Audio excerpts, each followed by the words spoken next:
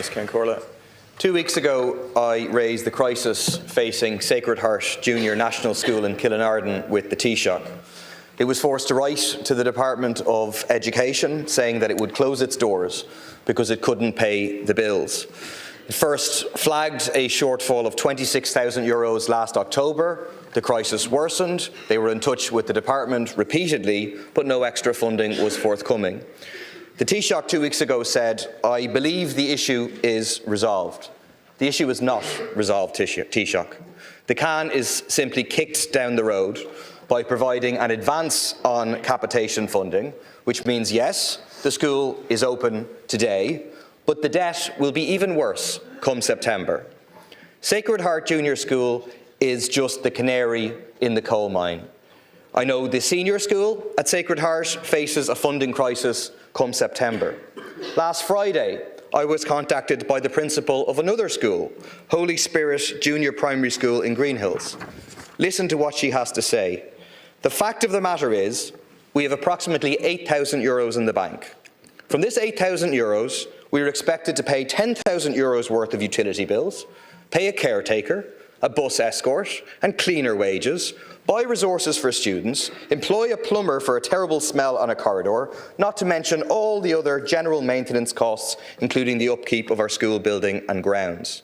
The school states clearly that without adequate financial support from the department, they are facing, quote, the very real possibility of having to close our doors." Taoiseach, you know these are not two isolated examples. I know of others just in my own constituency. 7 out of 10 primary schools nationwide are running deficits. Hundreds are in acute financial distress. And the cause is clear. It was recognised by this Dáil last June, where it passed a motion saying that we have chronic underfunding of our primary schools. These schools have been just about surviving with cost of living supports that you now appear to be planning to stop. It leaves schools in the situation where they're expected to fundraise for the very basics to keep the schools open. It deepens educational inequality. It puts added stress on school communities. But the government is still throwing money at private schools. Last year, the government spent €143 million paying the salaries of teachers in private fee-paying schools and gave them ICT and capital funding grants worth €1.9 million. But our public primary schools are faced with potential closure because the state refuses to adequately fund them. Taoiseach, will you and your government act to enable our primary schools to remain open? Do you accept that advance funding is not a long-term solution to the crisis facing these schools? Will you commit to doubling the capitation grant for primary schools and increasing the minor works grant and ancillary grant services grant? And finally, will you outline what the new DESH Plus status, which is promised in the programme for government, will mean? What extra funding will be provided? Taoiseach to respond. First of all, no school should be in that position, and I don't believe there was a necessity to write that letter to the parents at that time. Be frank about it. I have a long time involvement in education, I have a lot of experience with the education world, and in the past and in any time the school was in difficulty, dialogue opened up with the department, and the department always came in to help, particularly in extremis, or if a school was in extremis or was in difficulty. My understanding is the department engaged with the school, with Sacred Heart in December, that's my understanding, sought information, the department did, but didn't get any response in terms of the information provision. The department will continue to engage. The department were unaware of any letter being sent out to the parents at the time. So I would say to schools generally, if you're in really dire circumstances where you feel the necessity to write to the parents, you should contact the department. The capitation grant has increased significantly over the last 2 years in particular, 3 years, and even during the cost of living increases there was very substantial allocations, and during COVID-19 in particular, way above the norm. And again, if you look at the investment in education over the last 4 years, it has been huge. On current capital, special education, the DESH programme was widened and expanded very, very significantly, the largest expansion of DESH ever, with consequential improved funding with that, and teaching posts and so on.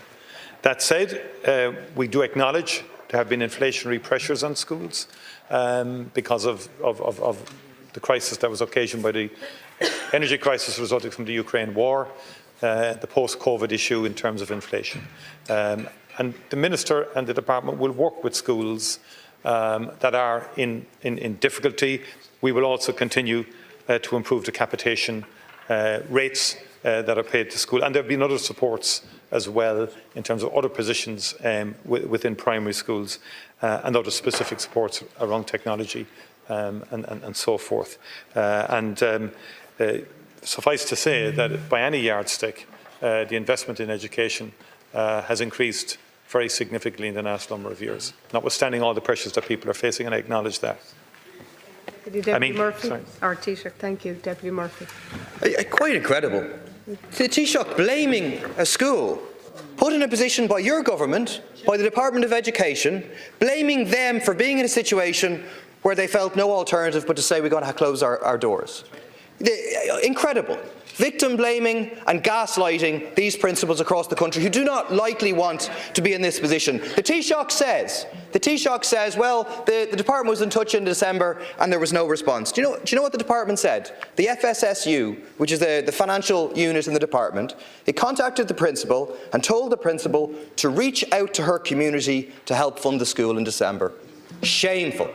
These are not charities, Taoiseach. These principals shouldn't be running around having to fundraise based on how much money is in their area, based on how much population is served by their school. This is a basic public service which the state needs to provide. I'm giving you two examples in my just one constituency of schools that are saying we're going to have no choice if we don't get more money but to close our schools. This Dáil, in a motion proposed by your Minister, Minister Harkin, recognised that there was chronic underfunding of our primary schools. You now seem to be stepping back from that acknowledgement. The answer is not to victim blame the principals, not to victim blame the schools, provide proper funding for our primary schools so they're not placed in this situation.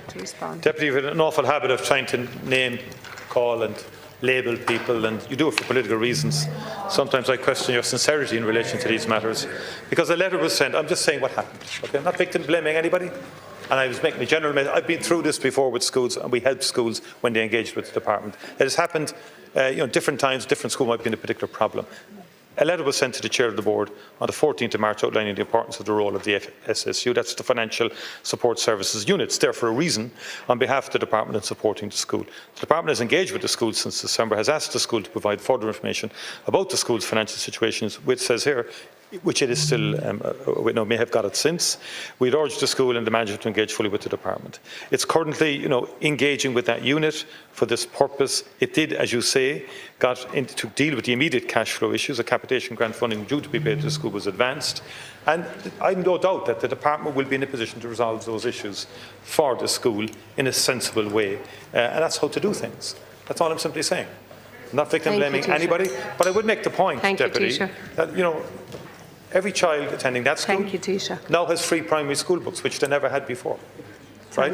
Because the last government took really decisive decisions on making life better for kids in all schools. Hot school meals is another initiative that was taken. But you ignore all of that and you kind of make assertions of sort of neglect or whatever, which is not the case. In accordance with Standing Order 35, I must now call on the Chief Whip. Deputy.